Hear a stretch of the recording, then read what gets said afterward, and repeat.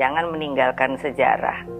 Karena kalau tanpa itu kita tidak akan mengetahui kita ini bangsa dari mana.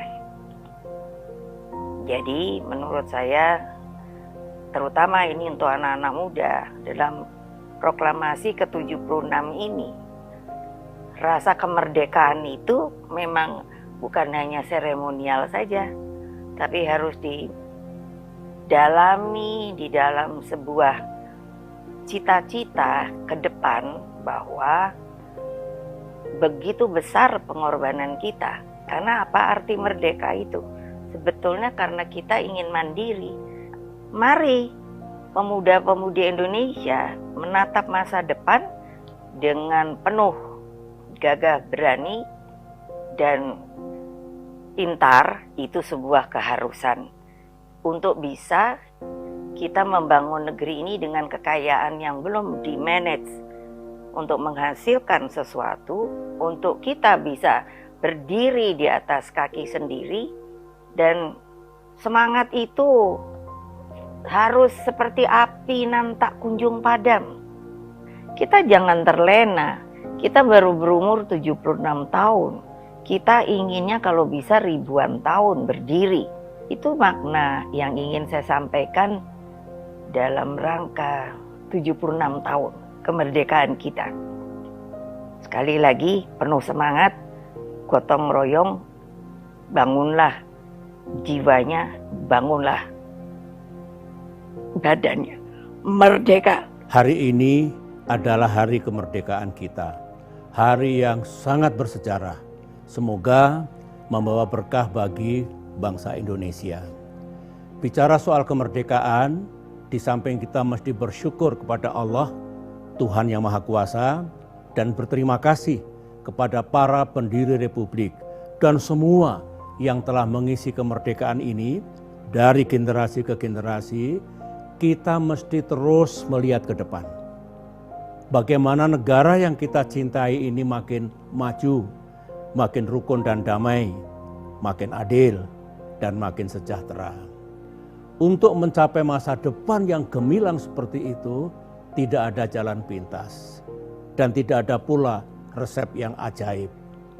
Kita mesti memiliki visi dan pikiran cerdas, serta mau bekerja keras tanpa lelah. Tak ada jalan yang lunak untuk mencapai cita-cita yang besar. Setahun lebih ini kita kembali menghadapi tantangan dan ujian sejarah. Pandemi besar, kecemasan sosial, dan tekanan ekonomi yang berat. Dampaknya dirasakan oleh rakyat Indonesia di seluruh penjuru tanah air. Kita tahu pemerintah telah berupaya dengan gigih untuk mengatasi krisis ini. Namun kerja belum selesai. Pemerintah dan masyarakat masih harus melanjutkan upayanya. Rakyat patuh dan menjalankan kebijakan pemerintah. Pemerintah mendengarkan suara rakyat dan memenuhi harapan-harapannya. Terakhir, sebagai manusia dan bangsa yang beriman, kita harus yakin bahwa badai akan berlalu, insya Allah. Mari kita bergandengan tangan untuk mengatasi permasalahan dewasa ini, menuju Indonesia yang makin baik dan makin maju di masa depan.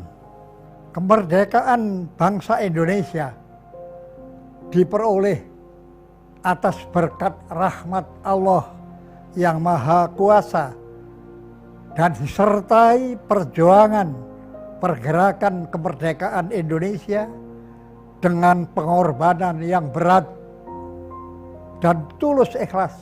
Pengorbanan berupa keringat, harta benda, maupun jiwa dari rakyat pejuang bangsa Indonesia. Pemuda adalah pelopor dan patriot perjuangan bangsa dari waktu ke waktu. Insya Allah generasi penerus inilah tidak berakhir, terus-menerus bersambung. Apa isi tugasnya? Yaitu membangun tadi bangsa dan negara. Dalam menghadapi situasi sekarang ini, marilah kita tanggulangi bersama pandemi COVID-19 untuk kepentingan kesehatan kita semua. Karena pandemi COVID-19 adalah merupakan tanggung jawab kebangsaan. Kita sebenarnya sudah memiliki ideologi bangsa, sekaligus juga falsafah bangsa. Apa itu? Pancasila. Dalam Pancasila itu pada hakikatnya terdapat dua pokok identitas bangsa.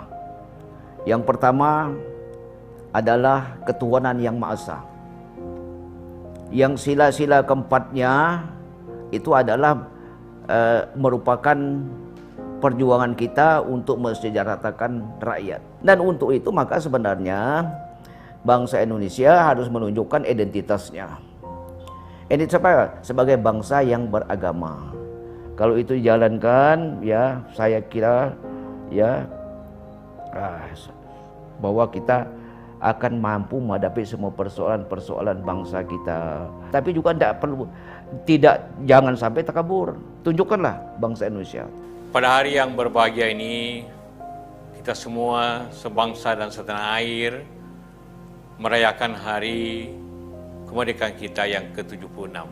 Namun tidak terlepas juga dalam kondisi yang tentu memprihatinkan seluruh bangsa di dunia ini termasuk kita.